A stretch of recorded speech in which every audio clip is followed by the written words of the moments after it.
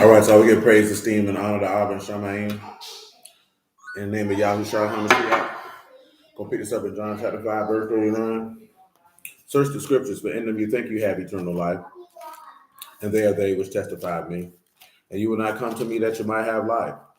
I receive not honor from men, but I know you, that you have not the love of Elohim in you.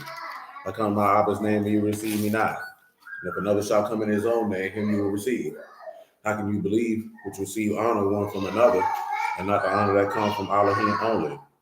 Do not think that I will accuse you. The Abba is one that accused you, even Moses, in whom you trust. Had you believed Moses, you would have believed me, for he wrote of me. But if you believe not his writings, how should you believe my words? All esteem and praise the Abba and Shamayim in the name of Yahushua HaMashiach. Shalom, JME. Hebrews 10 and 1. For the law, having a shadow of good things to come, not the very image of the things, can never with those sacrifices which they offered year by year continually, make the comers thereunto perfect. Peace, brother Omar, man.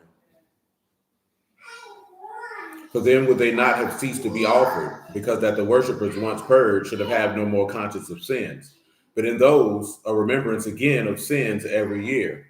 For it is not possible that the blood of bulls and goats should take away sins. Wherefore, when he come into the world, he saith, sacrifice and offering you would not, but a body you have prepared me. And burnt offerings for sin you have had no pleasure.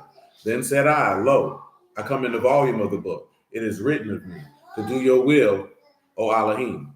Above, when he said, sacrifice and offering and burnt offerings, and for sin you would not, neither had pleasure which are offered by the law. Then said he, lo, I come to do your will, O Elohim. He take away the first, that he may establish the second. By the which will we are sanctified through the offering of the body of Yahushua HaMashiach once. And every priest stand daily ministering and offering oftentimes the same sacrifices, which can never take away sins. But this man, after he had offered one sacrifice for sins forever, sat down on the right hand of Elohim. From henceforth expecting till his enemies be made his footstool. Shalom, Sister Jimmy. For by one offering he hath perfected forever them that are sanctified. So let's see what chapter we're going to deal with today. Let me go here and look on this list.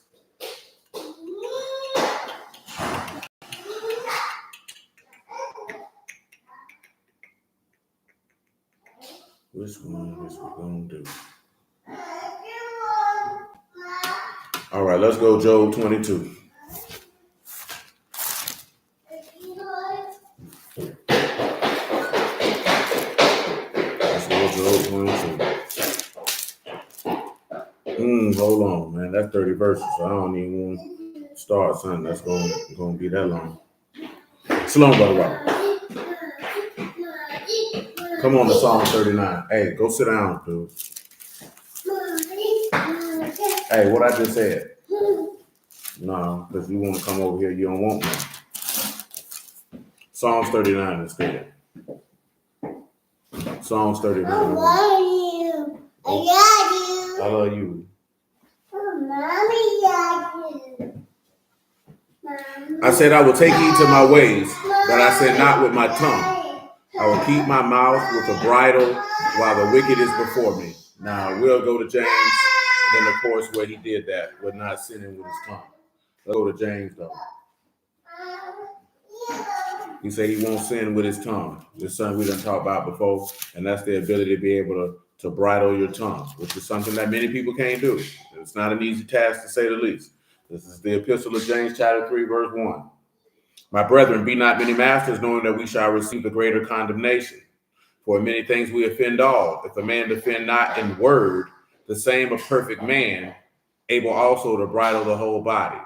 Behold, we put bits in the horse's mouth, that they may obey us, and we turn about their whole body. Behold, also the ships, which though so great and driven of fierce winds, yet they are turned about with a very small helm, whichsoever the governor list. Even so the tongue is a little member and boasts great things, and behold, a great matter, a little fire kindled, and the tongue a fire, a world of iniquity. So is the tongue among our members, that it defiled the whole body, and set on fire the course of nature, and it is set on fire of hell. For every kind of beast, and of birds, and of serpents, and of things in the sea is tamed, and have been tamed of mankind. But the tongue can no man tame, an unruly evil full of deadly poison. Therewith bless we Elohim, even Abba, and therewith curse we men, which is Shalom, Brother Marvin, which are made after the similitude of Elohim. Out of the mouth proceed blessings and cursing. My brethren, these things ought not so to be. Do a fountain send forth at the same place, sweet and bitter? Can the fig tree, my brethren, bear olive trees? Shalom, Brother. Olive berries, either a vine, figs. So no fountain, both yield salt and fresh water. Now I want you to come to 1 Peter chapter 1, because look at what it said. Do we bless God and then curse man, which is made after the similitude of God? Now you know Genesis 1 and 26 tell you that he made man in his image. So what he getting at is, if you bless God, you wouldn't curse God with your tongue. So why would you curse he who's made in his image?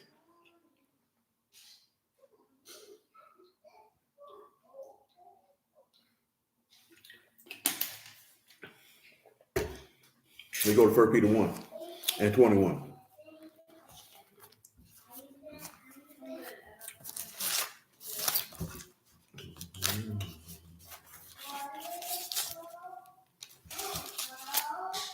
For even hereunto were you called, because the Mashiach also suffered for us, leaving us an example that you should follow his steps, who did no sin, neither was guile found in his mouth, and when he was reviled, he reviled not again. And when he suffered, he threatened not, but committed himself to him that judges righteously. Now, what is it to be reviled and not to be reviled?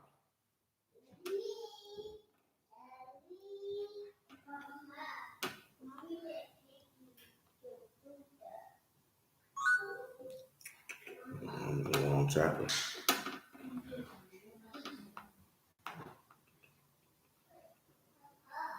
And that's just so if somebody don't know what it means to revile someone.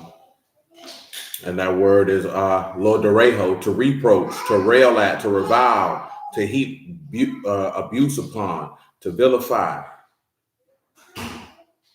What does it mean to vilify? You get the English definition. I think we didn't talk about this before. My mind say we have, but I don't be agreeing. To vilify is to speak abusively in a disparaging manner. And of course, if you don't know what it means to disparage somebody, that's to express an opinion that something is of little worth, critical, or derogatory. Now, let's go to Matthew chapter 26, and this will tie back at the top of Psalms 39. Let's go to Matthew 26. And we'll look in, I think, 27 also, where they reviled him, but he did not revile back. And like he said, if you can offend not in word, you can control your whole body. As you already know, most people feel like they can just say whatever they want to say out their mouth to anybody, especially people in the word, which is wild, because you can definitely tell that some people ain't never been punched in their face.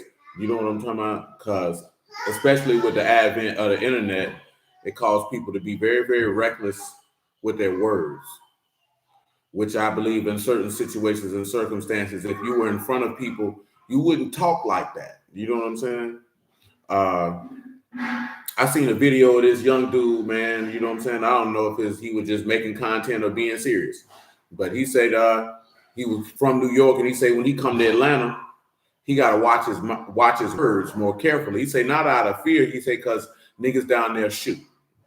And I can understand what he's saying. You know what I'm talking about? Because, you know, well, most people know in New York City, you can't really have a gun like that. You know what I'm talking about? You come down south, you know, people have guns freely. It's not that restrictive. You know what I'm talking about?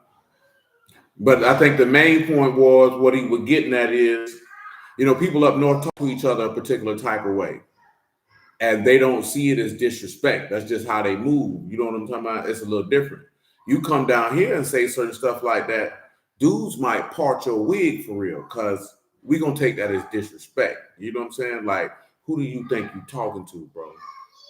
Like, you know, watch your mouth. You know what I'm talking about? Some people don't understand it, but it just is what it is. You know what I'm saying? People down south, man, they real big on respect. You know what I'm saying? Like, don't disrespect me. Because disrespect can get you something to the upper room. You know what I'm saying? So we're going to look at, when we come over here to Matthew 26, we're going to pick this up at about verse 62. You know, they were reviling this man, or speaking derogatory of him, vilifying him, speaking of him as if he was little worth. You know what I'm talking about? There's consequences for that. You know what I mean? This is Matthew 26 and 62. Yeah, definitely. West Coast people very big on that. I just ain't really speak on that because I ain't really been out there. You know what I'm saying? But I know them boys don't play. Them boys don't play that neither though. And I ain't saying that like people in New York or whatever and on the East Coast talk like that to intentionally be disrespectful. They culture different. The way they communicate with each other is different. You know what I'm saying? They don't necessarily mean nothing like, you know what I'm saying, violent wise per se. You know what I'm saying? When they say certain things to each other. But you can't talk like that down here. You know what I'm saying? Not to everybody, because niggas down here not on that. You know what I'm saying? Like, nah, this nigga here crazy. You know what I'm saying? And the dude was like, yeah, because niggas down south can't fight. It's not that dudes down here can't fight. They just don't give a damn. Shoot, I kill this nigga and go about my business. I'm not saying that's the right thing to do. That's just what people down here do. They'll fight, they'll shoot. They don't really care. They just don't tolerate disrespect. And some forms of disrespect down here, dude, ain't even trying to fight. I'm just gonna go ahead and get you out of here because that's just how serious it is to him. You know what I'm saying? That's why when people talk about certain things, man, it's just different, man. You know what I'm saying? Yeah, I already know it. You know what I'm saying? And he's talking about East Coast people have that complex and can bring that to other places and learn real quick. I don't know if some of y'all seen the clip when Cameron was telling the story what happened with Freaky Zeke in Miami, where he was telling people, New York people, but about that, like when you go out of town. You know what I'm saying? You know what I'm saying? You know how New Yorkers feel, man. We the best, we the swag, got the most swag, this, that, there, and the third. And that's cool. Don't nobody really got no problem with that. You know what I mean? For real. But like he was saying, you know, I think he say Zeke in KFC like New York in the building, move out the way, skipping people. I mean, them boys wasn't on that, and them boys draw down on them boys, man, and rob them right then and there. You know, Cam just let it know, like, man, you can't do that. You know what I'm saying? And shalom, brother Marco. You know, we seen that junk in the 90s when we was jits, when a lot of them would move down here and be like, I'm from Brooklyn, I'm from such and such. Man, they didn't care nothing about that. They got the brakes beat off of them. You know what I'm saying? They don't give a damn where you from or what go on from around there. You ain't around there right now. You around here. You know, people in the South don't really do that when they travel, man, because they know nobody don't care if you from Jacksonville or Miami or Memphis. It's for putting fear in their heart. Nigga don't care nothing about that. You know what I'm saying? But I mentioned all that because the internet makes people talk recklessly. You know what I'm saying? Threatening people that you know you ain't never gonna see. You know what I'm saying? Like talking about you gonna pull up on people that you not gonna do any of that.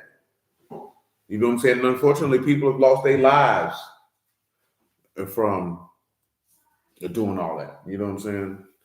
And there's a reason why the text tell you, and that's all because people can't control their tongue. Just because you upset or somebody upset you, that don't mean that they give you license to say whatever you want to say out your mouth. Because you can say whatever you want to say out your mouth, but you don't get to determine how that person's going to respond to what you said out your mouth. You know what I'm saying? Now, if we professing to be godly people, there's a level of wisdom that has to be learned and acquired in that execution. Now, we just read Psalms 39 and 1 when he said, you know, I keep my tongue while the wicked is before me, that I don't sin with my tongue. You know what I'm saying? And of course, we just read what James was saying. If you can control your tongue, you can control the whole body. You'll be a perfect man. Psalms 39, again, is alluding to that. Because people feel like because their feelings hurt, that give you license. That don't give you license to do nothing. No matter what another person does, the godly standard has to be held. You don't get you don't get the opportunity to toss away the standard because you're upset. That's not how it works. This is Matthew 26 and 62. And the high priest arose and said to him, answer you nothing? What? These witnesses against you? But Yahushua held his shalom, and the high priest answered and said unto him, I adjure you by the living Elohim, that you tell us whether you be the Hamashiach, the son of Elohim. Yahushua said unto him, you have said, nevertheless I say unto you, hereafter shall you see the son of Adam sitting on the right hand of power, coming in the clouds of Shamaim. Then the high priest rent his clothes, saying, he hath spoken. Blasphemy, what further need have we of witnesses? Behold, We have heard his blasphemy. What think you? They answered and said, he is guilty of death. Then they did spit in his face and buffeted him. And others smote with the palm of their hand, saying, prophecy unto us, you Hamashiach, who is he that smote you? Notice that he did not take the bait. I didn't read the verses before that, before 62, where they brought the false witnesses. He didn't answer them anything. You know what I'm talking about? You can read, oh no, I didn't say that there. Let's drop down to 27. We're in chapter 27. Let's look at what they did some more. Then we go to John 18. We're just looking at the instances when these people said stuff to him and he did not respond. Now we go to Matthew chapter 27 and pick it up at verse 33.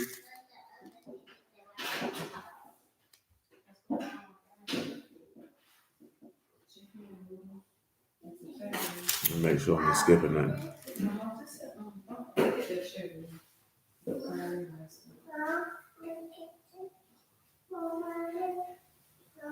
Hold on. Let's go to Matthew 27 and 11, because that's why I want to make sure I wasn't skipping nothing.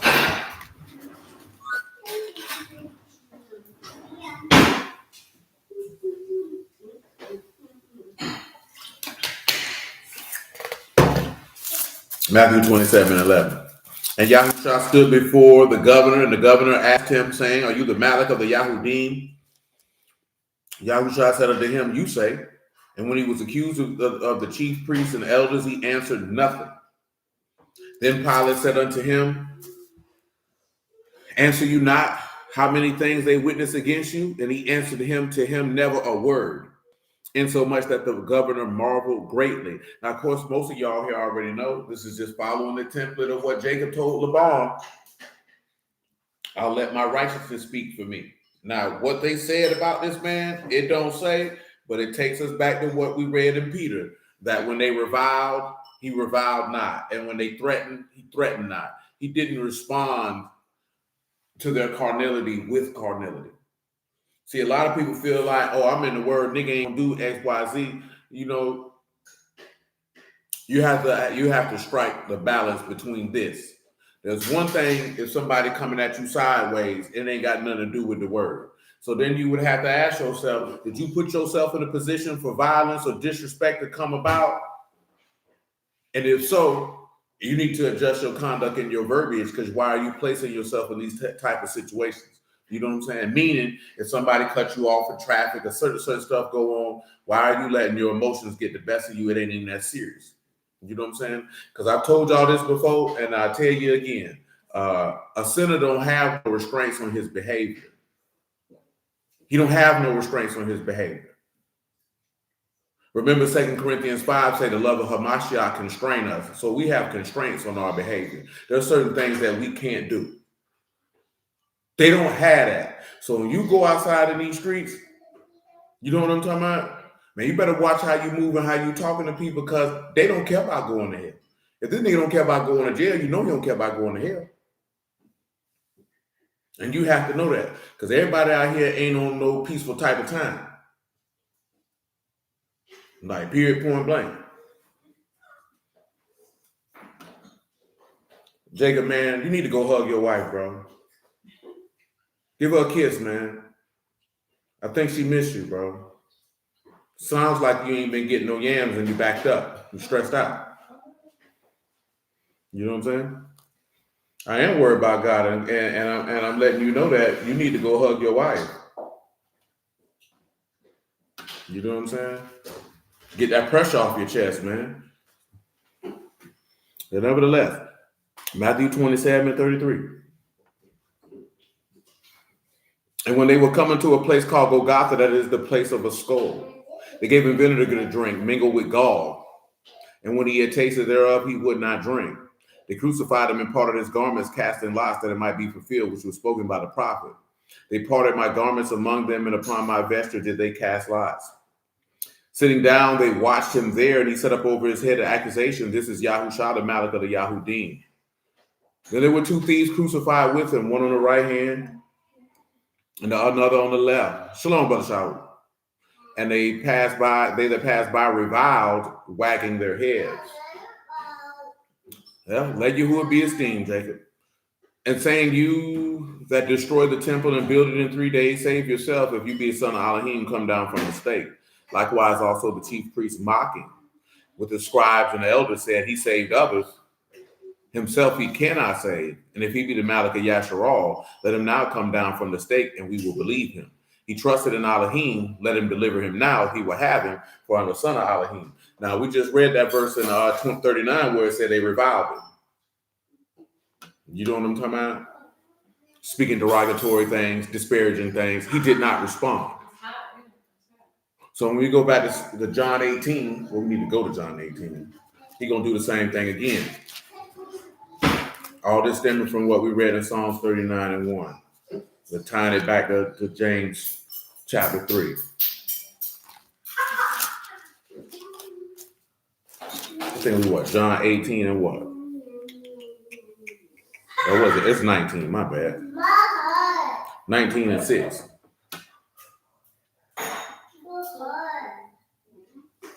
This nigga here crazy, y'all.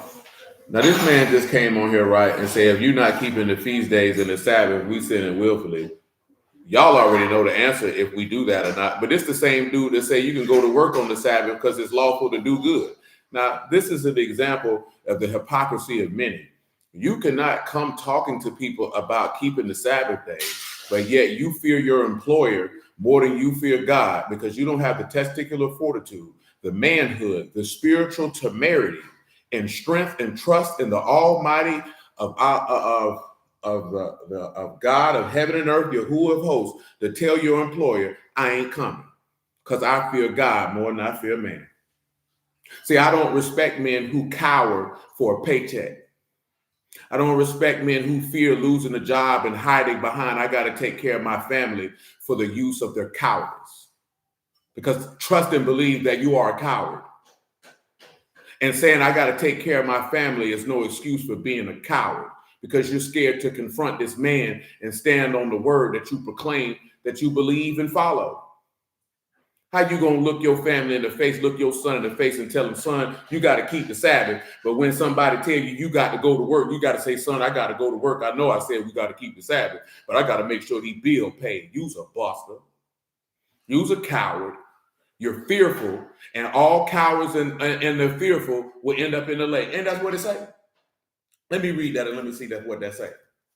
Let's see if Revelation 21 say that, man. Don't never be no coward. Be a man, man. Stand on your feet, never on your knees, man. Live on your toes, man. Don't live on your knees, man. We ain't hoes over here, man.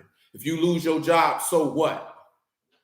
Do you not believe that Yahuwah show mercy to thousands of them that love him and keep his instructions, and that he show mercy to those who keep his covenant, and that he show pity and compassion to those who reverence him? Ain't that's what he said? Do you not believe that, sir?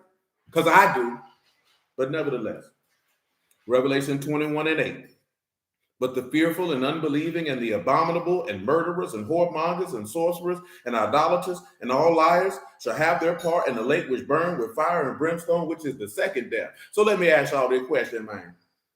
If your job scheduled you on the Sabbath, man, and you say, I got to keep the Sabbath, but you say you was fearful of losing your job and you went to work out of that fear, are you a fearful man or are you a strong man? Because ask yourself, ain't that's what the white folks used to say? What would Jesus do? Would Jesus go to work? I don't think he'd go. I don't think he would go. But that's just me, though. So that's to answer your question. Since you asked that jackassery level of question, I will respond to it in that fashion. This is John chapter 19 and verse 6. Yeah, I've been had this conversation with him, and this nigga coward, man. This nigga talking about he gonna go to work on the Sabbath because his employer told him he gotta go. Told me I gotta pay my bills. Get the hell out of here, man. You know what I'm saying? Like, even if I wasn't in the word, bro, I would look at you like, oh, you's a hoe.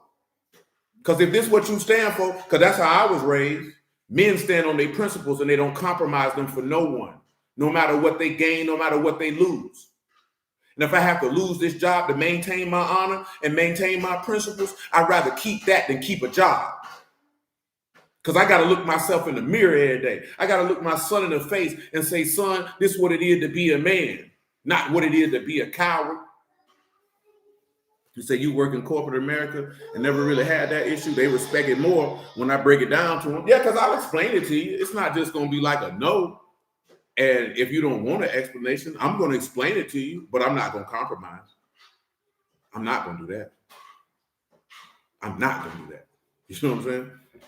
But John 19:6, nah, we don't want to talk to you. When the chief priest, therefore, and the officers saw him, they cried out, saying, Crucify, crucify. Pilate said unto him, Take you him and crucify, for I find no fault in him. The Yahudim answered him, We have a law, and by our law he ought to die, because he made himself the son of Elohim. And when Pilate therefore heard that saying, he was the more afraid, and went into the judgment hall, and said unto Yahushua, Whence are you? But Yahushua gave him no answer. Then said Pilate unto him, Speak you not unto me? Know you not that I have power to crucify you and power to release you? Yahushua answered, You could have no power at all against me, except it were given you from above. Therefore he that delivered me unto you have the greater sin. Didn't respond, because he said, I'm not going to sin while the wicked, with my tongue, while the wicked is before me. See, he gonna spam the chat, because that's what he on, because he needs some attention. You got a whole wife, man. Go give her some attention. I bet she appreciates it. I bet she would, unless she don't like you like that. Then she probably glad you don't pay her no attention. Psalms 39:1. I said, I will take heed to my ways, that I said not with my tongue. I will keep my mouth with a bridle while the wicked is before me. This is verse 2. I was done with silence. I held my shalom from good, and my sorrow was stirred. My heart was hot within me while I was musing. The fire burned. Spake out with my tongue. Yahuwah, make me to know my end and the measure of my days. What is it? That I may know how frail I am. Shalom, East, man. Let's look at frail, man. When he talking about so he can know how frail he is.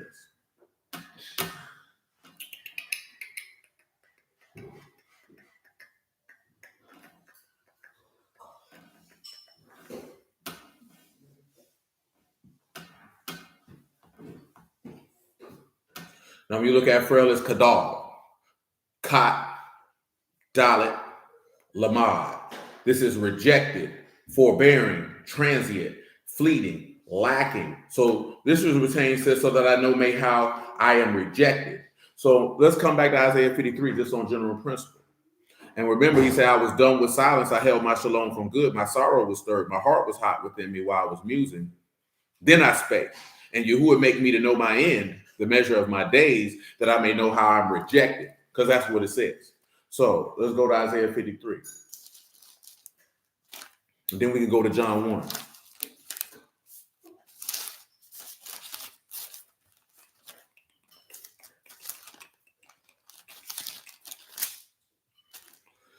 Isaiah 53:3.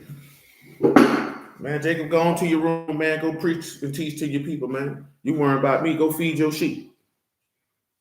He that is despised, this is Isaiah 53:1. He that is despised and rejected of men, a man of sorrows and acquainted with grief. Well, I just told you, bro, you not coming up here, bro. We're not even on that type of time. This is not that type of party. He is despised and rejected of men, a man of sorrows and acquainted with grief. And we hid it as word faces from him. He was despised, and we esteemed him not. And surely you have borne our griefs and carried our sorrows, yet we did esteem him stricken, smitten of Elohim, and afflicted. But he was wounded for our transgressions, bruised for our iniquities. The chastisement of our shalom was upon him, and with his stripes he was healed. Now, of course, the opening was Hebrews 10, and it spoke about that. You know, the chastisement, the him being an offering, or the offering on the Day of Atonement, or the offering of reconciliation, or the Yom Kippur, if you would, the purging, for the removing of sin, for the purpose of being back Ikad, or one with Elohim, that you may walk with him in peace. You know what I mean? So when you look at, so that he may know that he was rejected. Now, we just read where he said, hey, he said, when he said, I adjure you, tell if you be the son of Elohim. And he said, surely you see the son of Adam coming in cloud with power. And they rejected him. And they say, what furthermore we need to hear of his blasphemy.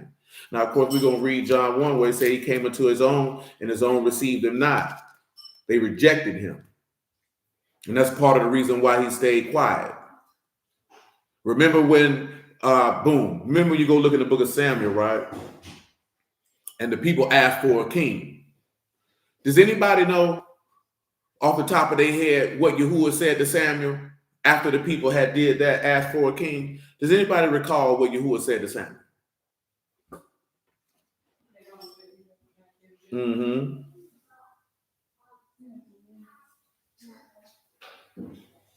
What this nigga talking about? This nigga been going back and forth, back and forth. Huh?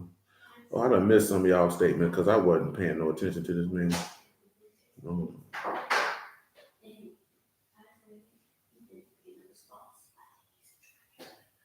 I'm not reading everything you put in the chat, sir. I just really look because there's other people commenting and you spamming. So your store manager doesn't like my availability, but I told her it's a religious exemption, which by law they can't discriminate on. But she said new hires have to be available for real Saturday, Sunday off top.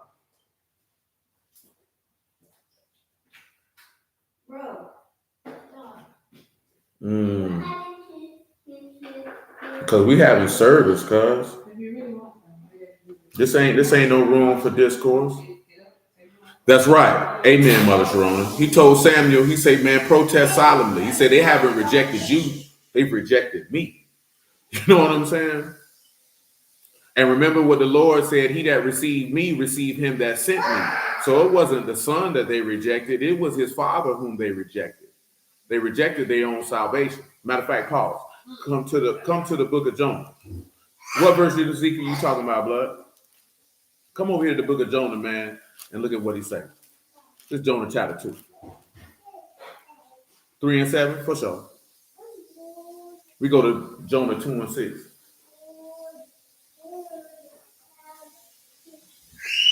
I went down to the bottoms of the mountains, and the earth with her bars about me forever. Yet you have brought up my life from corruption, O Yahuwah my Elohim. When my soul fainted within me, I remembered Yahuwah, and my prayer came in unto you into your Kadash temple, which is what you see and mentioned in Psalms 39. You know, you're dealing with the sufferings that come for standing for this man's word. You know what I'm talking about? Your soul very well may faint within you. You know what I'm saying? But you have to remember Yahuwah. And you know what Isaiah 26 and 3 say. He keep his mind, he keep him in perfect peace whose mind is stayed on you, for he trusts in you, for trusting Yahuwah forever. For trusting Yahuwah is everlasting strength. The reason why a lot of people are weak is because they don't trust in Yahuwah because their mind is not stayed on him. So when your mind is not stayed on him, then you're going to be weak. It's the same token that if you don't stay in the gym, man, you're going to lose some strength. You know what I'm saying? Like if you don't continually go in there and train, bro, you're not going to be able to just bench press 315, man. You're going to lose some strength, man. You might not even be able to move 150. So you got to be stayed on top of that and you get stronger and stronger. You know what I'm saying? Matter of fact, Job told you, man. Matter of fact, come over here to Job real fast. I think it's Job 26. I won't, man. Hold on. I'll show you what I'm talking about. Hold on. Make sure the right spot. Job 17, actually. Job 17 and 9 is what we need. Let me see if I need to jump in something a little bit for that. You know what I'm talking about? You can make it verse 1, though. Come to Job 17 and 1. We'll come right back to, let me finish Jonah. Let me finish it because the verse I want is right here. Jonah 2 and 8. They that observe lying vanities forsake their own mercy. But I will sacrifice unto you with the voice of thanksgiving. I will pay that I have vowed. Salvation is of Yahuwah. You know what I'm saying? A lot of people, because they observe lying nothingness and worthlessness, things of no consequence, you abandon the chesed or the loving kindness of God in and of itself. You know what I'm talking about? So Job 17.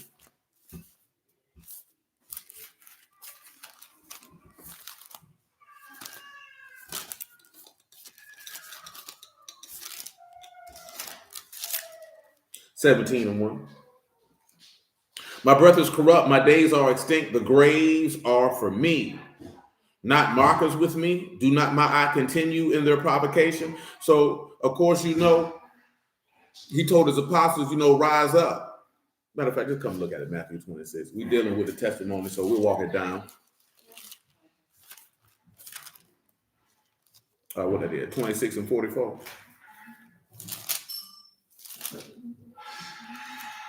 I'll back it up a little bit.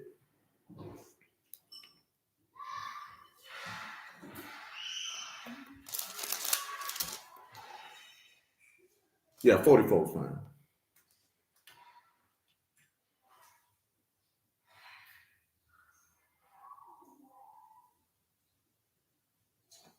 Oh man, that man don't want to actually have no masculine discourse with nobody, bro. That man just like to argue and pontificate and bloviate on the internet, man. But you talking about really sitting down with people, building as men, and actually being able to, hey man, you got this information and this value, and I got this information and this value, and this is how we can be a benefit to each other. Man, that man ain't on that type of time, bro. You know what I'm saying? Most of these people who own the internet are not on that type of time. You know what I'm saying? Like, nigga, we can actually do something in real life to benefit each other because niggas don't really love each other for real. You know what I'm saying? Niggas just like to get on the internet and argue and go back and forth, and I know this and you don't know that and this. Man, ain't nobody got time for that when there's people really out here suffering for real. When this nigga's really out here going through it for real. You know what I'm saying? It ain't like most of us who on here, you know what I'm saying, lives is at the epitome of comfortability as we would desire. Jacob, we can tell by your conduct and behavior that you're not the type of man who, if somebody, this man just told you could call him and talk to him as a man, and you don't even want to do that. So we already know that you're not going to pull up on nobody and have no conversation as a man, bro. My little bro just told you, man, you could call him, bro. I don't offer you my phone number to call me because I know you're not going to do it. Because if you want to talk, we could talk like men, bro. Everything ain't got to be no show for the internet, man. That's what hoes do, blood. We men. So if it was really an issue, you know what I'm saying? You already know it, East. Same IOG Jacob, man. If you really want to do something as men, but we could talk as men. Not for no audience and y'all come with the cap. No, do it in the open for the people. That's whole stuff, man. That's the cap because you don't have the nuts or the courage to talk to another man face to face and direct if it really was an issue, if you really wanted some understanding, if you really wanted to get on the same page, if you really loved your people, that's what you would do. But you're not going to do that because you don't love nobody. You think you love God, but your behavior shows you love nothing but your own ego, pride, and selfishness. And you think you fooling somebody, man, but you ain't fooling none of us, man. We've seen niggas like you in the street, in the penitentiary, and some everywhere. You know what I'm talking about? Man, nigga don't want to be fooled up with you, bro. You's a buster. The sad part is you don't know you a buster, and you an old buster at that. You know what I'm saying? Yeah, you's an old buster, man. That's the sad part. That means you've been a buster for a long time. Damn! Matthew 27:44. No, it's all. No, I'm gonna continue, man. But sometimes you gotta tell people stuff that ain't nobody told them. You know what I'm saying? Like you see, I ain't upset, I ain't spazzing out, but sometimes niggas need to tell him. You know what I'm saying? Nigga tell you that because they care about you. Nigga, your skin same as mine. You know what I'm talking about? Nigga, why would I have a dislike and hate for you? I wasn't raised that way, man. You know what I'm saying? Man, you ain't warning nobody or nothing, Jacob. Man, let me tell you something, man. Boy, you's a coward, blood. Once you told me you go to work on the Sabbath, bro, I already know what type of man you is, man. You ain't got no heart. I ain't finna listen to you. You gonna discourage the young men. You gonna make the young men cowards, bro, because you scared of Mr. Charlie. Man, we ain't scared of Mr. Charlie, blood. We not scared of Mr. Charlie. We don't care about that job, man. We don't care about that money, man. Man, Yahuwah said he will provide. That man say, man, your life is more than meat and it's more than raiment, man. He say, which one of you taking thought can add 1 cubit to your stature, man? Man, that man told you seek the kingdom of Elohim and his righteousness, and all these things be added to you. So Mr. Charlie can't give me a damn thing, and he can't take nothing from me. You know what I'm saying? That's if we hear the word and we believe it, man. If this man say he take care of the lilies and the birds and you greater than them, what can Mr. Charlie taking his job from me do to me, man? If I believe you who is a man of his word. But see, you niggas hoes, man. You niggas is hoes, man. You know what I'm talking about? And I'm gonna tell you something, man. These young blood, man, they don't want to listen to a nigga who no coward. Cause you tremble at Mr. Charlie's beck and call, man. We ain't on that. But we not on that, bro. I promise we not on that. We tremble at the word of Yahuwah, man. We don't tremble at the word of Mr. Charlie, man. We ain't worried about Mr. Charlie, man. You know what I'm saying? So you could take that coward stuff and take that somewhere else. You know what I'm saying? Because if we look at a man who stood in the paint You know what I'm talking about? And offered his life, even when his flesh was even sorrowful, even unto death, and he was asking for that cup to pass, but he stood in the pain because he wasn't no hope. Yeah, man. You know what I'm talking about? Then we gonna stand in the paint too. Because we can't say we follow a king and a high priest and a redeemer who wasn't no coward and then be a coward. That man said, man, if my kingdom was of this world, my servants will fight. So he let it be known, ain't no holes over here, blood. Ain't no holes over here, man. Let that be known. Ain't no holes over here. We are not scared of confrontation. We will look you dead in your face and fight to the death. And we on that same type of time, boy. We're going to look anybody who's an adversary of the cause of Mashiach in his face. And if we have to die for his word, then let us die then. And if we have to go to prison for it, then the jail we going. If I got to lose my job, then good day to that job. If I got to lose family and friends, that man say, I have lost all things for the cause of the Mashiach and count it but dung. You believe that? Of course you don't. Matthew 26:44. And he left them and went away again and prayed the third time, saying the same words. Then come he to his disciples, and he said unto them, sleep on now and take your rest. Behold, the hour is at hand that the son of Adam is betrayed into the hand of sinners. You know what I'm talking about? And that's how it had to go down. So this coming from Job 17:1 when he say he ready for the grave. Because he knowing he about to get betrayed into the hands of sinners. So 17:1, one more again. The crazy part is, blood, you think I'm talking trash. Everything we just said is in the word, blood. That's how we know you don't believe it. That's how we know you don't believe it.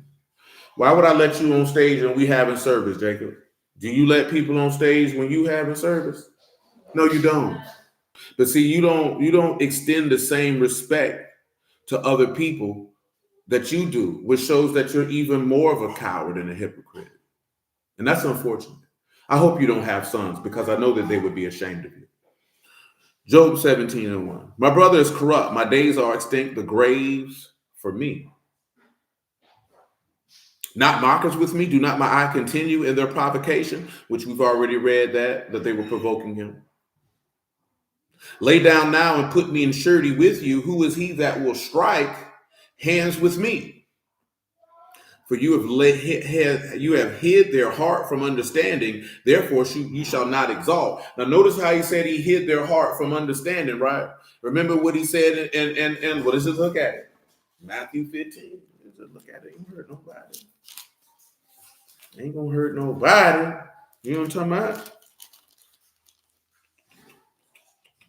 No, it's Matthew 15, not Matthew 13, man. Matthew 13. Matthew 13, man. Matthew 13 and 11 is good. Amen indeed, Margaret, man. Amen indeed.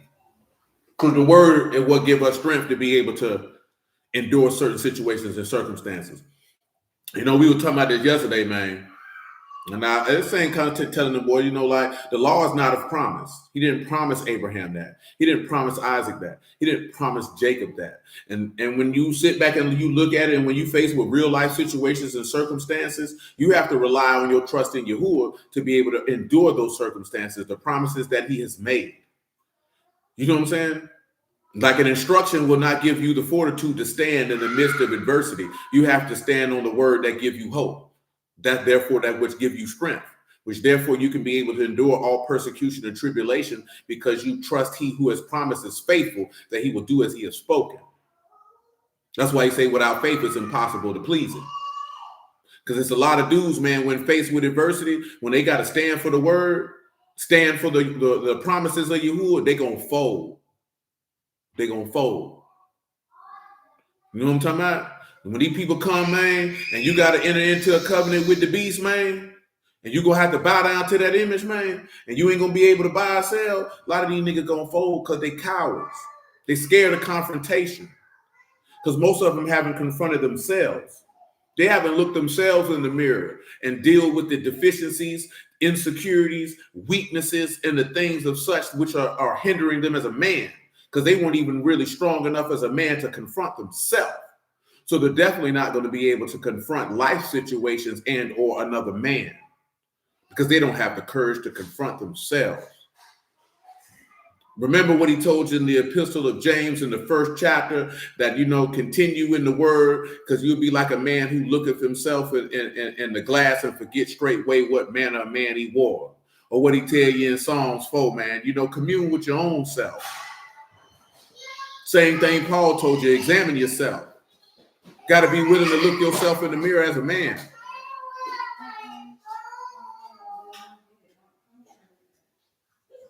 You have to. If you don't have the courage as a man to examine yourself, man, don't put that in there, boy. And to confront yourself, you ain't gonna never become the man that you desire to become. And you'll run away from confrontation all the days of your life. That's one of the hallmarks as a man, is the ability to deal with confrontation. And not only to deal with the conflict that comes with confrontation, but having the maturity, the godliness, and the skill and the ability to handle and solve confrontation. Most people run from confrontation because it's uncomfortable. And most people don't like uncomfortability. You know what I'm saying? They don't like it because their fears come out. But we know perfect love casts out fear, because fear hath torment, and he that fears not made perfect in love. You understand? So we have to move to make sure that we perfect our love in Elohim, that you perfect your love in Yahushua, that fear has no space to abide, because faith and fear can't exist in the same place. It's impossible. Faith should swallow up fear and stamp it out and destroy it. You know why? Because trust in Yahuwah is everlasting strength. Your strength would override the fear. But nevertheless, Matthew chapter 13 and verse 11. He answered and said unto them, because it is given unto you to know the mysteries of the Malkuth for Shamahim, but to them it is not given. For whosoever have, to him shall be given, and he shall have more abundance. But whosoever have not, from him shall be taken away even that he have. Therefore speak I to them in parables, because they seeing see not, and hearing they hear not, neither do they understand. And in them is fulfilled the prophecy of Isaiah, which saith, by hearing you shall hear and shall not understand, and seeing you shall see and shall not perceive. For this people heart is waxed gross, and ears are dull of hearing, and their eyes have they closed, lest at any time they should see with eyes, and hear with ears, and should understand with heart, and should be converted, and I should heal them. But Baruch are your eyes, for they see, and your ears, for they hear. For truly I say unto you that many prophets and righteous have desired to see which you see, and have not seen, and to hear which you hear, and have not heard them. You know what I'm saying? So when you sit back and you come back to the Job 17, right? We still holding Psalms 39.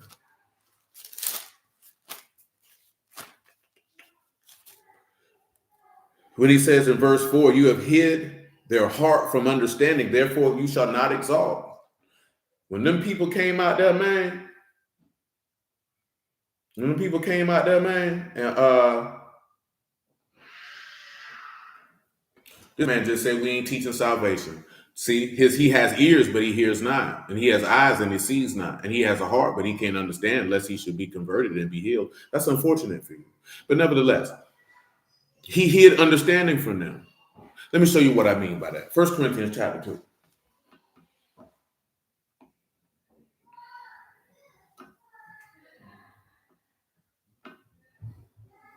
1 Corinthians 2, man. And you can pick it up at verse 1, you did. Peter says the same thing in Acts 3. This is 1 Corinthians 2 and 1. And I, brethren, when I come to you, came not with the excellency of speech or of wisdom, declaring unto you the testimony of Elohim. For I determined not to know anything among you, save Yahushua HaMashiach and him crucified. Now, when he say I say to know not anything among you but that, because he's referring to the witness and the testimony. You know what I'm saying? And because of that witness and testimony, he lives according to said witness. So, and remember, at least in Hebrew, to know is yada, or to know by experience. So I'm going to know the experience of his crucifixion, because I will take up my stake daily and follow him and suffer in the flesh to cease from sin. You understand? And he said, and I was with you in weakness and in fear and in much trembling. And my speech and my preaching was not with enticing words of man wisdom, but in demonstration of the Ruach and of power, that your faith should not stand in the wisdom of men, but in the power of Elohim. Howbeit we speak wisdom among them that are perfect, yet not the wisdom of this world, nor of the princes of this world that come to nothing. But we speak the wisdom of Elohim in a mystery, even the hidden wisdom, which Elohim ordained before the world unto our esteem, which none of the princes of this world knew. For had they known, they would have not crucified the Lord of esteem. You see this taking you back when he said he hid understanding and hid their heart from understanding, therefore he will not exalt them. They can't be lifted up. That is unfortunate. This is Job 17:5. He says, he that speak flattery to his friends, even the eyes of his children shall fail. Now, look at what do y'all think that's referring to when he say he speaks flattery to his friends?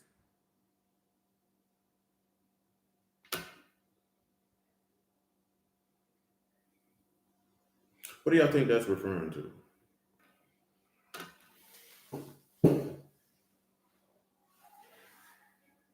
He that speak flattery. Let me get you that word for flattery, man. Let me help y'all out with that. Let me help y'all out with that. Flattery is collect. That is kot, lamad, and kuf. One of the definitions, the first definition is portion, share, part, or territory, one's possession. So we know that's not the definition of the word, or in this instance. And the second definition is smoothness, seductiveness, and flattery. So when we look at that in that regard, what part of the testimony? There it is. There it is right there, man. There it is, gentlemen. I appreciate that. You say also in the garden? I can rock with that, man. I can rock with that, blood. I can rock with that. Let's come over here and let's look at Matthew 26. Let's look at old Judas here, man. 26 and 47.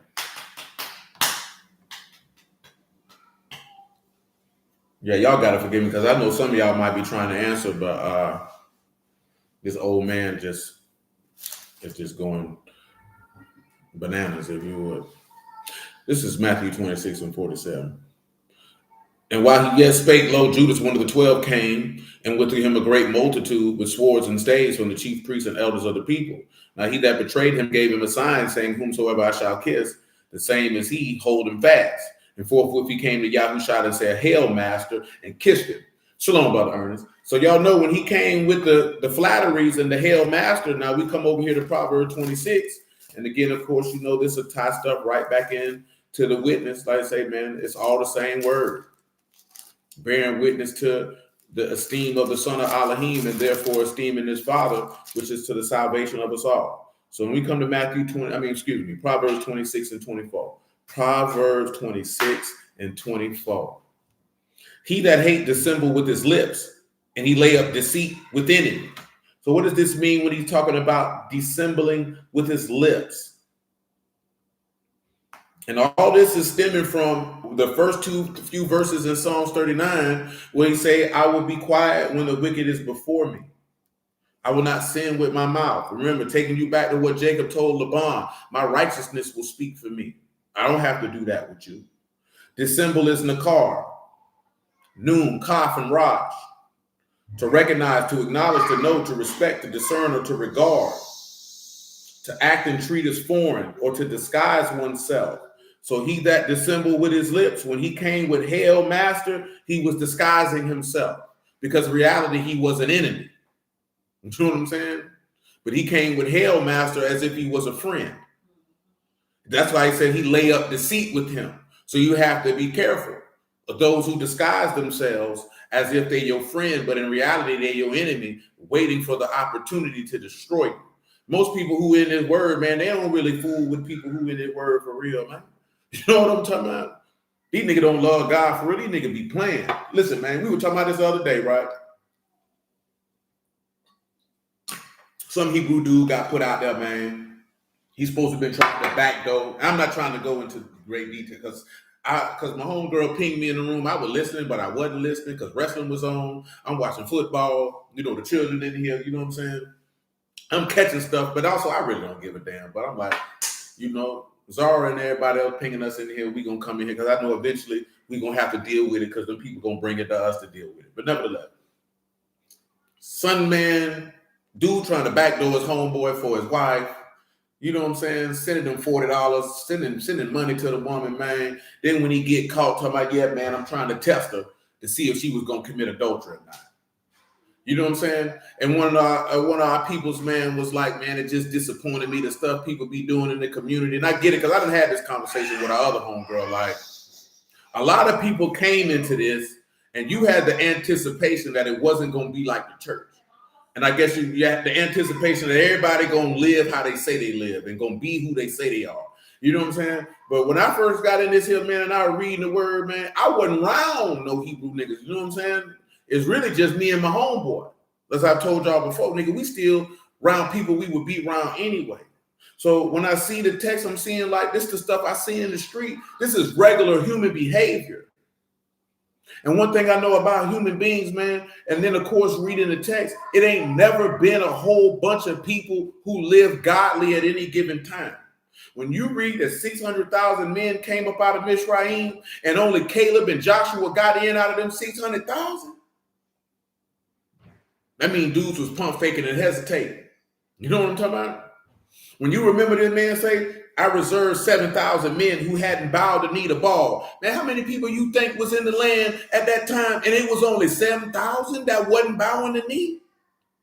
Yeah, you look at Noah with the flood, man, if you don't count his household, meaning his sons, but that man saved one man, but it was 8 souls in total out of everybody on the earth at that time.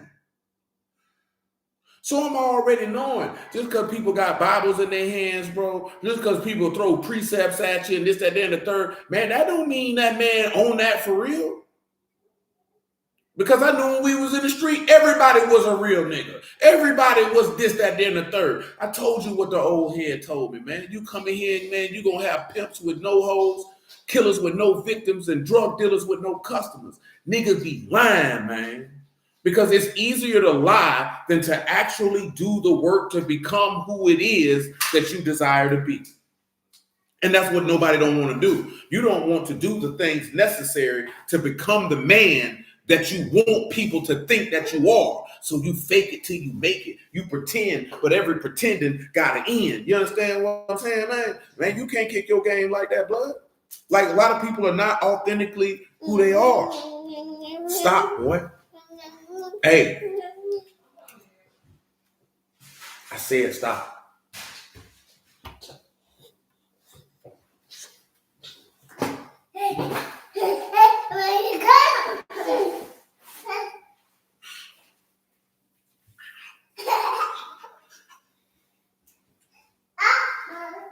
You know what I'm saying?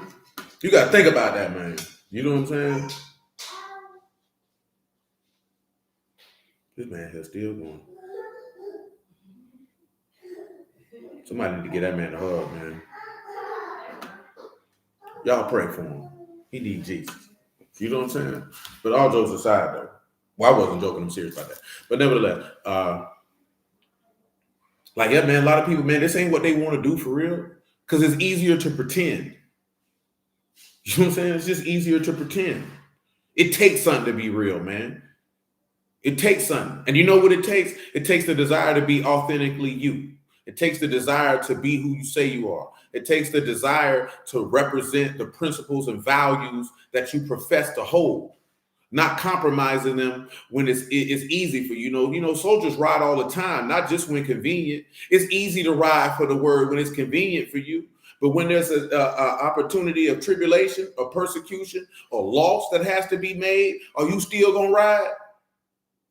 Just if we go back to the position he was talking about, it's easy to keep the Sabbath, man, when ain't nobody asking you to come to work because it's convenient for you. But will you ride when you get tested in that fashion?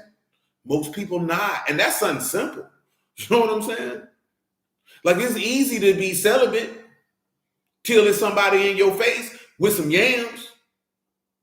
Will you refrain yourself then? It's easy to be violent. When you upset, can you discipline yourself to have mercy and let that slide? Like it's real easy to ride when things are convenient, when it's easy to ride because you're not being tried, because you're not being tested to see what's really in your heart. Because the situations in life that you encounter is to expose to you what's in your heart, what type of time you really own. So it can be laid out before man, before God, before heaven, and before the earth that you's a sucker. And when I say a sucker, not because you may have fell short in a particular area, but that you profess to be a particular type of man, knowing whole time you wasn't. And you wasn't real enough to say that. You know what I'm saying? Because everybody get weak from time to time. You're a human being. But weakness is still never an excuse for going against your principles, your values, and dishonoring yourself. Weakness is never an excuse for that, because he said his strength is made perfect in weakness. That's what the man said. You know what I'm talking about? That's why you got to rely on Yahuwah. That's why I say, man, let your mind be stayed on him, and he'll give you perfect peace. But if your mind is not stayed on him, you'll get weaker and weaker and weaker, and the opportunities and chances for sin will become greater and greater and greater, and you will yield. And you will yield. So keep your mind stayed on this man, and you'll become stronger and stronger and stronger, and the desire for sin will abate, will evaporate, will disappear, because you'll be hid in the Mashiach, who sit at the right hand of Elohim, who is our life. That's what it says. So you have to sit back and look at that. Are you reading these words off the page? Are you not understanding that that man said what he meant? He meant what he said. You know what I'm saying? And I ain't even talking about in the aspects of when people weren't about the wrath part. I'm talking about the promise and who he said he gonna do it for, and how he said he gonna do it. Because that man said he showed pity to those that fear him. Now that means just no words. That man mean that. He says a father pitieth his son. So he pitied them that fear him, and pity just mean compassion. So you mean to tell me you got reverence and respect for this man, and you think he ain't gonna have compassion on you? Don't you got compassion for your children who reverence and respect you, and you think your Father in heaven ain't gonna do the same? Like, come on, man. Come on, man. Nevertheless, the Proverbs 26, man, verse 25. When he speak fair, believe him not, for there are 7 abominations in his heart, whose hatred is covered by deceit. His wickedness shall be showed before the congregation. And you know, Judas came to my hell, master, and them 7 abominations was in his heart. So in discord among brethren, feet swift to run into mischief, a heart that devises wicked imaginations, a false witness that speaketh lies, shedding innocent blood. But let Yahuwah be esteemed, that just man rose 7 times. Because them 7 abominations couldn't hold him. It wasn't possible for death to hold him. You know what I'm talking about? But back to Job 17, though. Let Yahuwah be esteemed.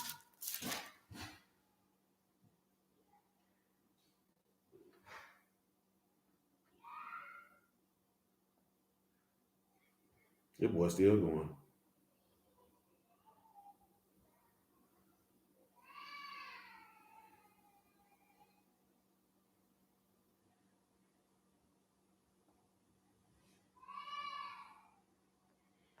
Lady who will be a esteemed, man. That boy Jacob tried. They're talking about this here, man. Boy, we know you selling water whip, Jacob, but that's okay, my baby. It's all great. So when you see Job 17:5, and he said he speak flattery to his friends, even the eyes of his children shall fail. You know, that take you back to Psalms 109, but we ain't gonna go to Psalms 109. That's a whole nother conversation. But nevertheless, this is verse 5-6, Job 17. He hath made me also a byword of the people. Aforetime I was a tabernacle. We still got to hit John 1, by the way. My eye also is dim by reason of sorrow. All my members are as a shadow. Let's look at what he means when he say all his members are as a shadow.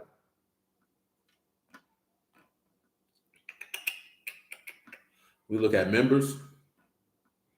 And of course, you know that is Yasor, Yad, Sod, Rosh, and Meme, and that's forms, that's members of the body, or limber or a part.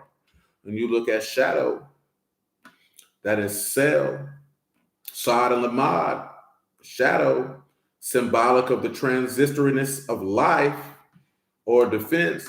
When you look at that, his body is a shadow or his members, you can sit back and look at that. That's another witness of the apostle sliding. And of course, you can see that verse where he says, my eye is dim by reason of sorrow, because he was exceedingly sorrowful, even unto death. This is verse 8 of Job 17. Upright shall be astonished at this, and the innocent shall stir up himself against the hypocrite. So, of course, you know, hypocrite is kanav. That is one who is unfaithful. And that's Kot, Nun, and Pei. Hypocritical, godless, profane, hypocritical, irreligious, soiled with sin, impious. Impious meaning unfaithful. So when he say the innocent stir himself up against the godless, and you can sit back and you can look at that as some of the Lord's responses to those people who were crucifying him, because you had to be godless to shed this man's blood, knowing that you had no actual accusation against him. But look at verse 9, because this is what we came to Job 17 for. The righteous shall also shall hold on his way, and he that have clean hands shall be stronger and stronger. So you know to take hold on his way. When you look at hold, that's a cause. That's Aleph, Kot, and Zayin. That's the grab, that's the seize, that's to take possession of. So he that takes possession of Darak. Darak, of course, you know, is the way of life. And I'll spell it out for you. That's Dalit, Rosh, and Kav. You know, that's way, road, journey, or course of life, or moral character. And then once you have these clean hands, which is Yad for hands and Tahar for clean, Tet, Hey, and Raj, that's to be clean. That is to be pure. That is to be pronounced clean. That is to be purified. So when the Zadok take possession of his Darak, they have pure, clean, purified Yad or hands, and therefore you get stronger and stronger. Stronger here is Yasaf, to add, to increase. You will continually gain and increase. So when you look at what's in John, when he say, you know, if you dwell in him, he'll purge it and you'll bring forth more fruit. When you take hold of Yahushua HaMashiach, of course you'll be made clean and you will increase and increase. Your faith should be increasing. You should be getting stronger. Why? Because your mind is stayed on him, because you trust in him. For trusting Yahuwah is everlasting strength. That strength is what gave him the ability to endure the sufferance of being nailed to a tree and all the persecution that went along with it before suffocated on his own blood, becoming sin who knew no sin, the just for the unjust. This man did nothing. He made himself poor that we might be made rich. He ransomed his life to purchase us back. So the least you can do is cease from doing your own works.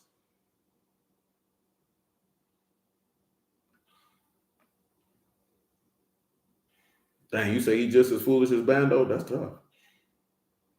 My God, today. Come on back to John 1, and then we come back to Psalm 39. No, just let him. He just let him. See, y'all have to sometimes, man, he done stay here because he got to get a testimony against him. Sometimes you just got to sit back and just let that be. Everything ain't always going to be comfort level. You know what I mean? Let him soak up everything he need to get soaked up. Because clearly, Yahuwah got him sitting right here for a reason. He usually don't even stay that long. But people done entertained him. So now he had to get this work. So it is what it is. You know what I mean? But I understand your consternation and frustration in that regard. But that's just what he do.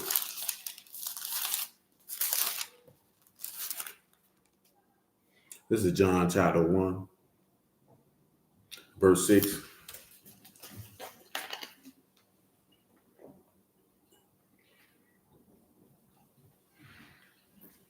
What he be wanting, Jay, is somebody to go back and forth with him, because he like to argue. That's what he like to do.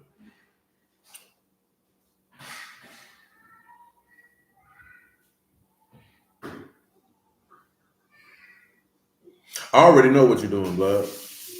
Hey, man. Hey, bro. No, you not. Hey, watch your mouth, bro. That's somebody's wife, bro. What's wrong with you, man? What's wrong with you, bro? Like, how you gonna come in here and disrespect somebody's wife, man? What's wrong with you? You too old for that, dude.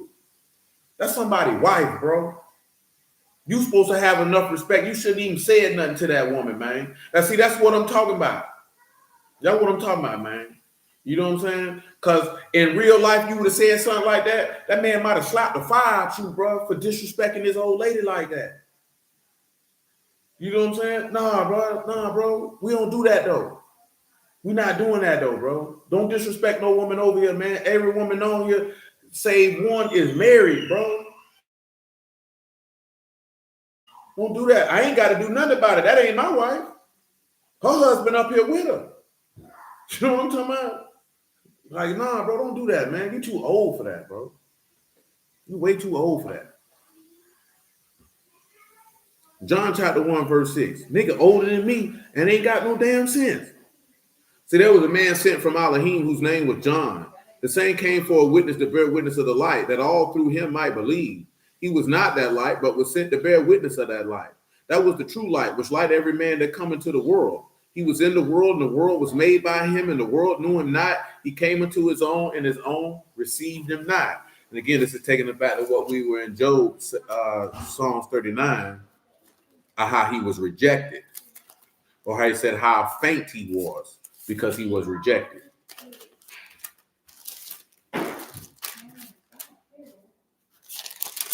Back to Psalm 39, you know what I'm talking about? We is in verse 4. Psalm 39 and 4. Yahuwah make me to know my end and the measure of my days, what it is, that I may know how frail I am. So, boom, boom, boom. When we look at making him to know his end, that is Kate's end of time, end of space. That is Kuf inside, which I know he knew that because he knew. Let me read John 13 and 1.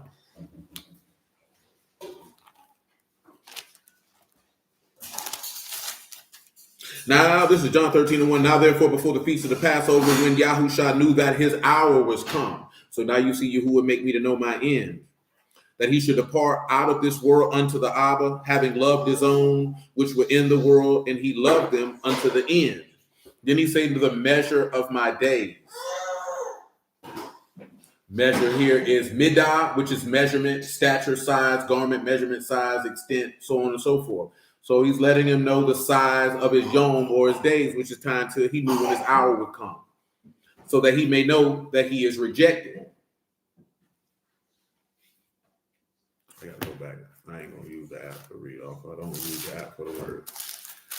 The definition of the words. So we're in verse 5, Psalms 39. Behold, you have made my days as a handbreadth, and my age as nothing before you. Truly, every man at his best state is altogether vanity, Selah. Surely every man walk in vain, show. Surely they are disquieted in vain. He heap up and know not who shall gather them. And now, Lord, what wait I for? My hope is in you. Deliver me from all my transgressions, and make me not the reproach of the foolish. I was dumb, I opened not my mouth, because you did it. Remove your stroke away from me. I am consumed by the blow of your hand. So now we look at, what does he mean when he say remove your stroke? Nagah, the plague, the disease, the mark, the wound. That is Nun, Gamal, and Ayin. So now when you look at, what does he mean when he says, hey, remove your wound from me, because I am consumed by the blow of your hand. That is Kala Ani. Kala here is to accomplish, to cease, to consume. That is Kaf, Lamad, and Hay, to be completed or at an end, or to vanish, perish, or be destroyed. So when you sit back and look at it, he says, I'm consumed by the blow of your hand. So I am destroyed, and blow is Tigrah, Tau, Gamal, Rosh, and Hay, contention, strife, conflict, or hostility.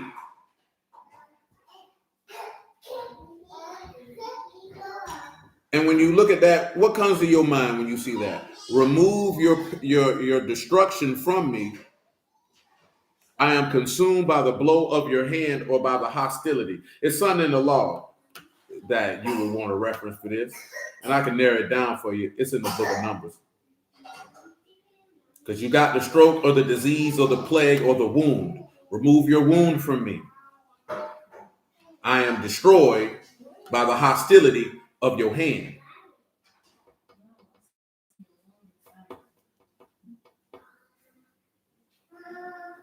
Well, this nigga even going, why is you going back and forth with other men's wives, bro? What's wrong with you? You're a sad individual, sir.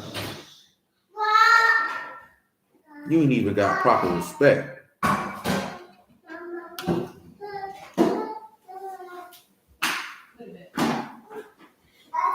Remember in the book of Numbers, what did Yahuwah say to Moses that he was going to do to Yasharal in the book of Numbers? When it was David numbered the people, not there, but that's a good reference.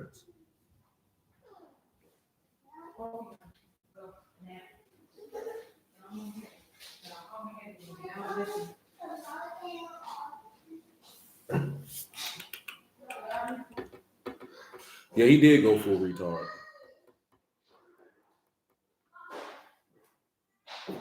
He say he's funny. No, I got you, but nah, man, that nigga tripping. That nigga tripping. That's why I said when he was talking about killing the people as one man. So when you look at remove that wound from me, or we can even take it further than that and just look at Adam. And that I'm consumed by the hostility of your hand. Because of Adam's sin, God had to be hostile to him. You know what I'm saying? That's why he put him out.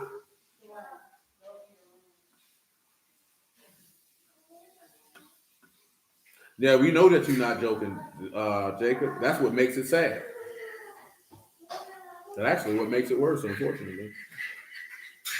Again, when we look at, I'm not consumed, man. I want a different word. It's blow, I believe. Yeah, the blow, the contention, the strife, the conflict, the hostility.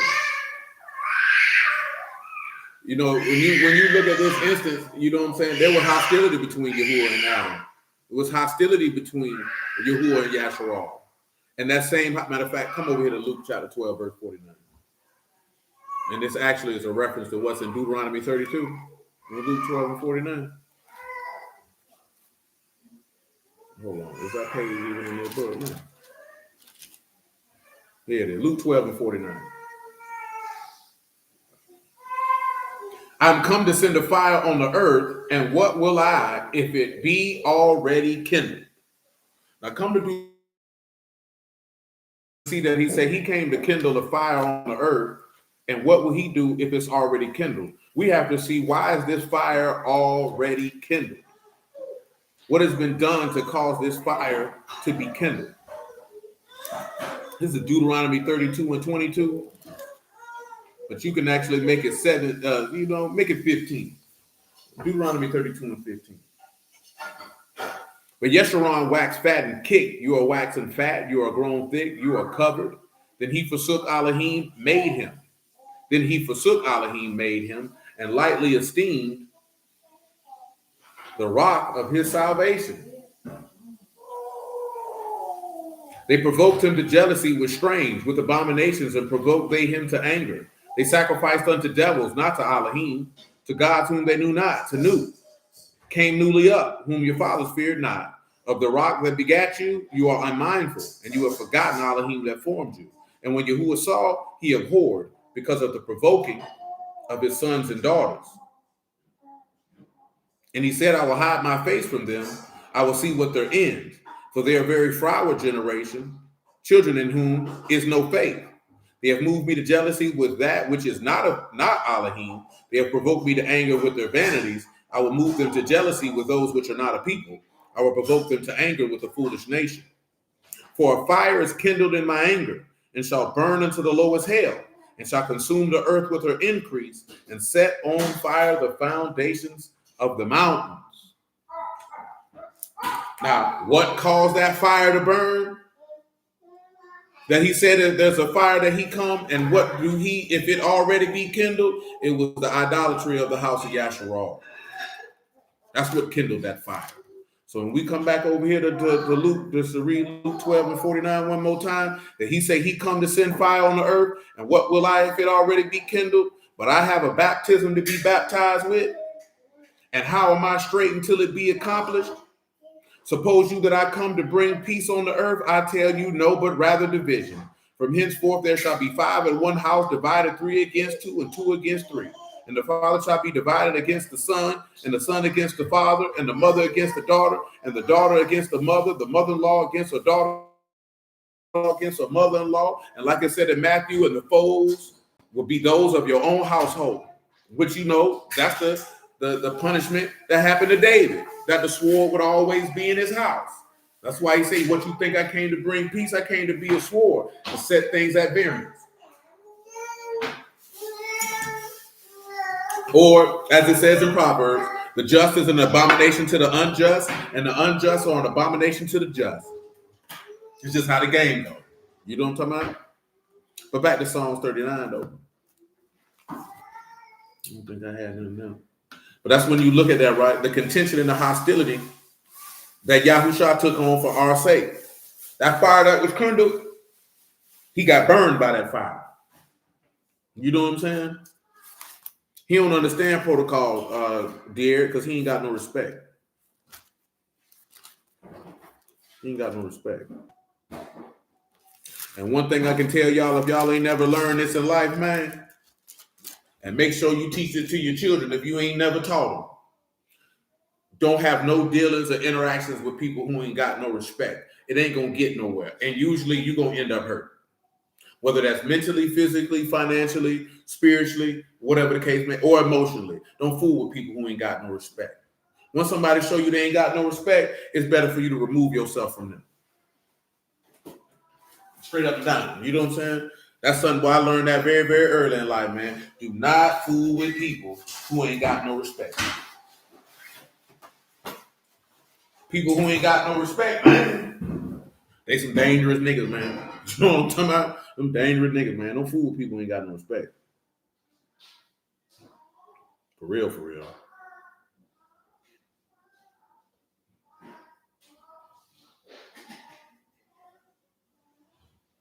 Now, this nigga's crazy, bro.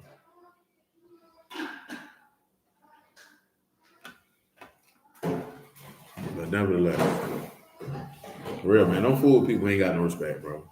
It's dangerous. I'm talking about on so many levels. What it is? Psalm 39, man, verse 10. We ain't got about 3 more verses, man. We out here.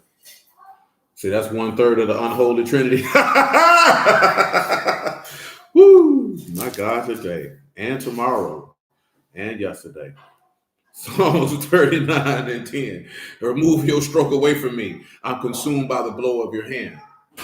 See, remember, and that's why I mentioned the numbers 14 when he said, I'll kill them all as one man, because all the hostility he had towards Yasharal for the iniquity, the unbelief, the idolatry, and transgression that Yasharal partook in, he took that out on one man. That man being the Son of God, to make his life a ransom, which were his riches.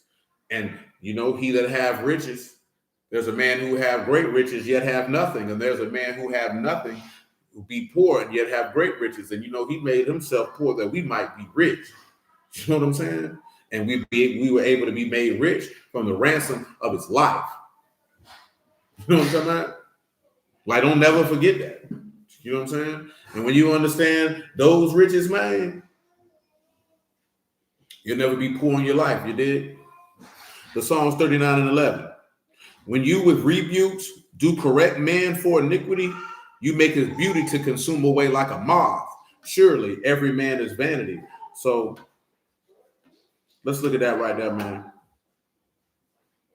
But he said, when you with rebukes do correct.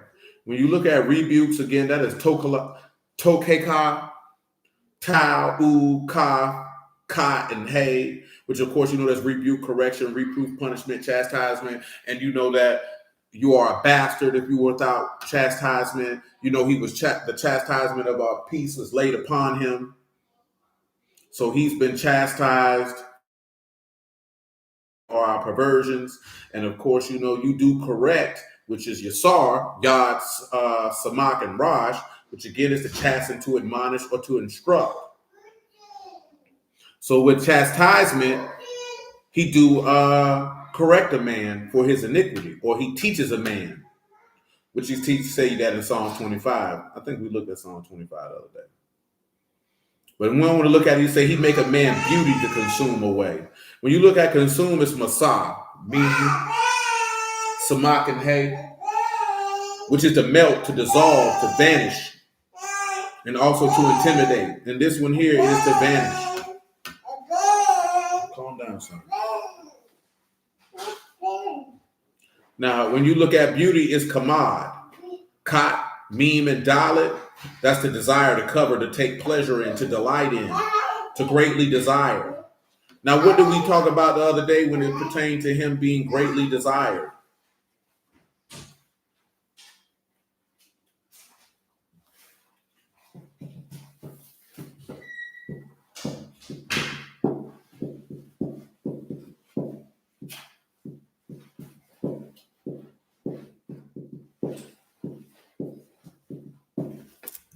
Let me show you. We talked about this the other day. Isaiah 53.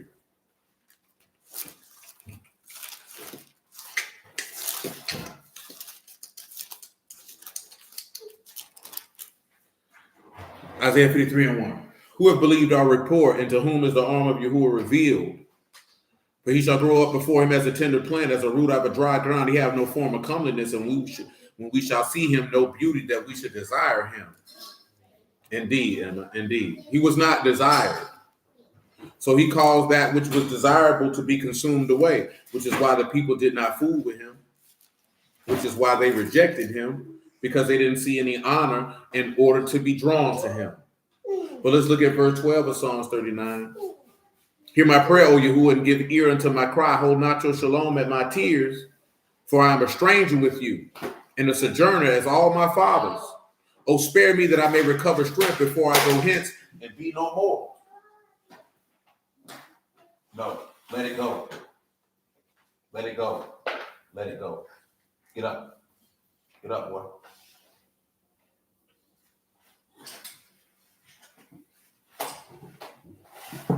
Stop. No.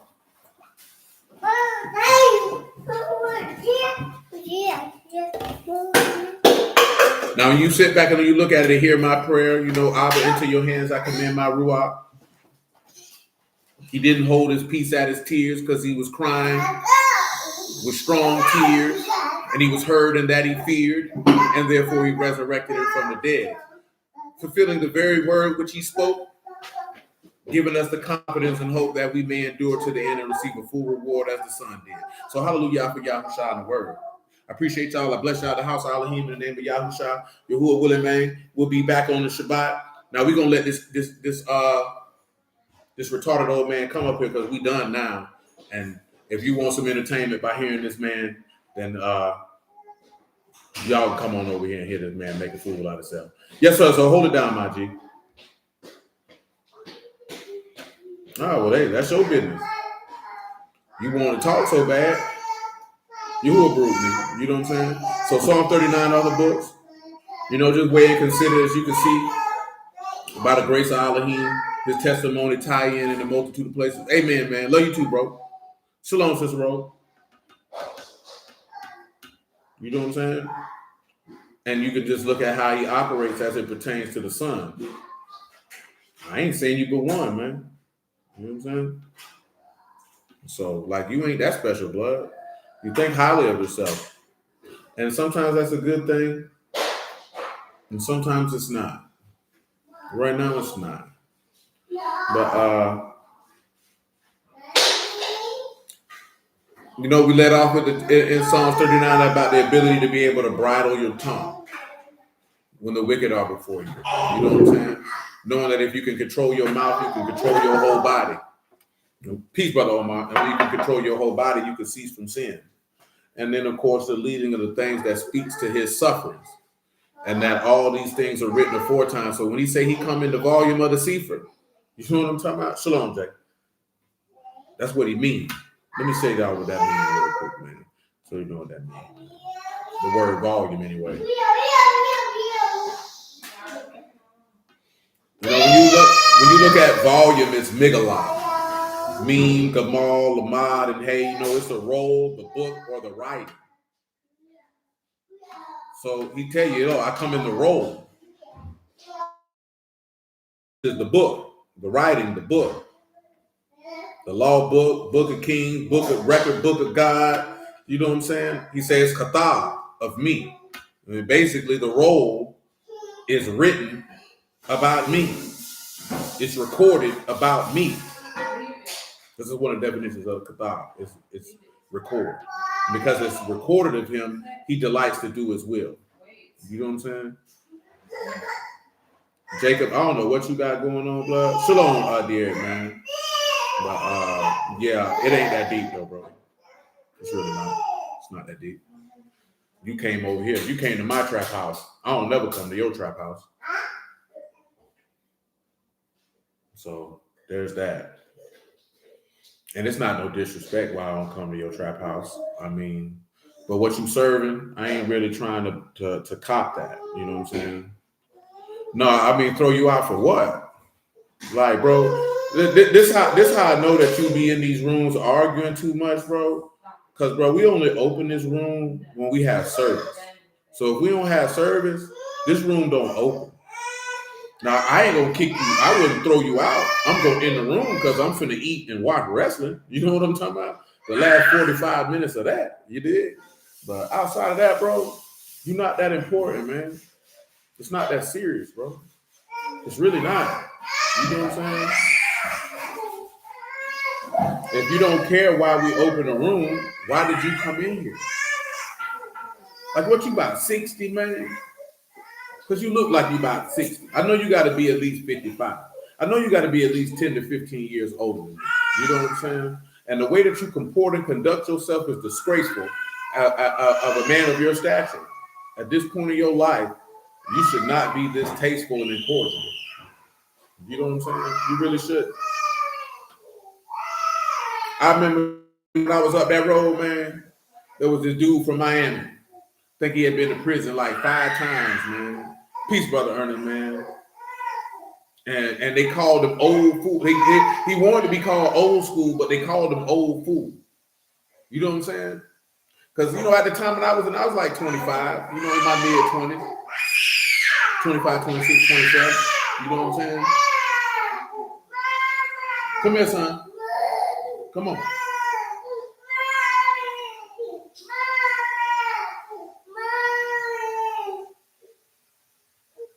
No, I mean, I would have talked to you for a few minutes. I ain't gonna sit in here all night, though. You know what I'm saying? Shoot, nigga, I got things to do. All right, shoot. Everybody don't sit on here all day and all night. Okay, then. Shoot. Good. So I don't want to talk to you anymore anyway. Okay, great. You know what I mean? But I remember, man, my dog, man, from Panama City, man, like, man, a lot of young bulls, man, they don't mess with dudes older than them because, number one, they feel like dudes older than them don't know how to talk to them. You know what I'm saying? Secondly, they feel like dudes look down on them. And thirdly, man, a lot of the old niggas goofies for real. You know what I'm saying? Like, he was a young goofy, now you an old goofy. You know what I'm saying? So, and it shouldn't be like that. Because the youth should want to holler at the elders because they perceive that there's some level of wisdom, knowledge, and understanding and value they can get from somebody who has an extended life experience. You know what I'm saying? But a lot of the people who older than us, man, they goofies. They straight up goofies. Like, this nigga here is a goofy. Like, even if we wasn't in the word, like, bro, ain't nobody finna fool with you, man. You's a goofy. Like, you don't want to grow up to be no 60-year-old goofy, man. I mean, if you technically become an adult at 18, but let's use 21, just for kicks. That means you spent 39 years of your adult life being a goofy. Do you understand how long 39 years is, man? That's not a short period of time. That's a long time. When you consider that a black man's life expectancy is a shade under 70. And then you know the words say that you got 70 years, 10, 80 if you're strong. No, you got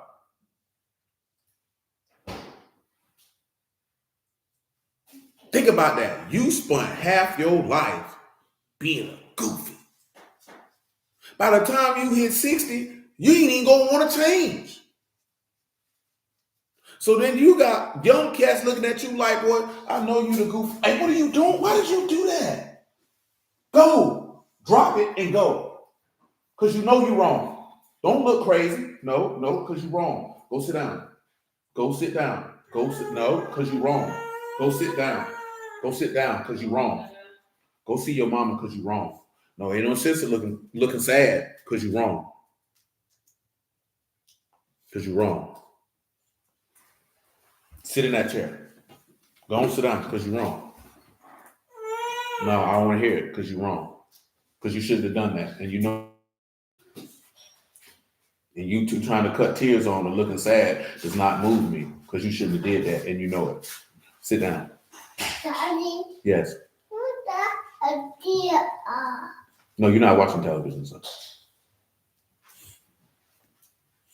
You finna go to bed.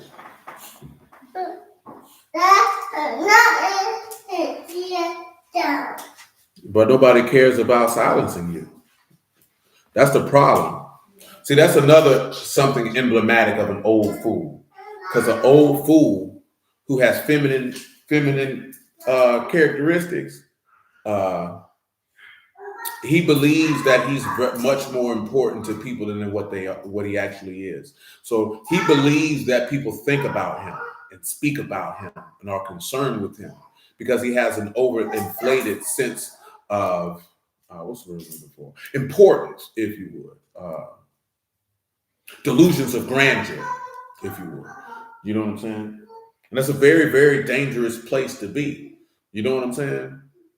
Because it can lend you to behaving in just an untoward way, just having no coom for any type of that. You know what I'm saying? You don't want to do that because I've been around cats who like, yo, this nigga's an idiot. You know what I'm saying? This nigga's an idiot. I grew up with cats like they haven't grown up. Like we in our mid-40s, we almost 50. You know what I'm saying? Like what you got going on? Because some people, it's always about how you think. How you think is going to dictate how you behave. And you don't want to be wasting your youth being a goofy. Because it's going to be very difficult for you to stop being a goofy. You know what I'm saying? Let's look at the English definition of goofy. But you know, some people like being goofy.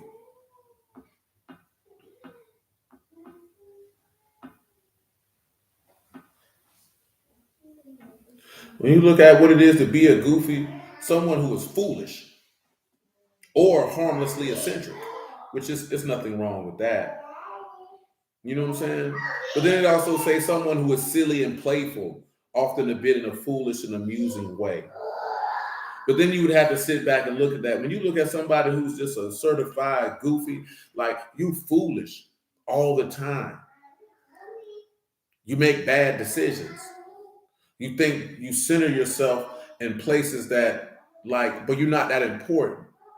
In the grand scheme of life, most of us are not that important for other people to be consumed with worrying about you. Like you have to sit back and look at that. You know why? Because there's real life going on out here. And for a man to be thinking about other men, that nigga's gay. You know what I'm saying? Because I don't even know why a man would be overly concerned thinking and deliberating on another man unless he was a homosexual. You know what I'm talking about? Because if that person is not directly related to you, like, man, we don't think about other men, bro. This nigga said to silence him, we gonna have to run him off the earth. Boy, don't nobody care about you, boy. Oh, man, this ain't about ignoring Jacob. I'm done now, nigga. I can roast you if I feel like it. You know what I'm saying about? But I just needed you to know, man, that you's a goofy. You know what I'm talking about? You need to do better. But again, I appreciate y'all, man. I love y'all, man. I bless y'all. The house, Elohim, name of Yahushua, man. Yahuwah willing on Shabbat, man. We're gonna make it do what it do. I don't know which one we're gonna do. We could do Nehemiah 2, maybe 2 Samuel 13. We might could get into Job 22 because it was 30 verses long. I just didn't want to do one of these that had a long chapter on a Wednesday. Maybe we do Malachi 2 because I can knock that out. We'll see how it goes. Yahuwah willing, though. But I appreciate y'all, man. Y'all willing, man. Till the next time.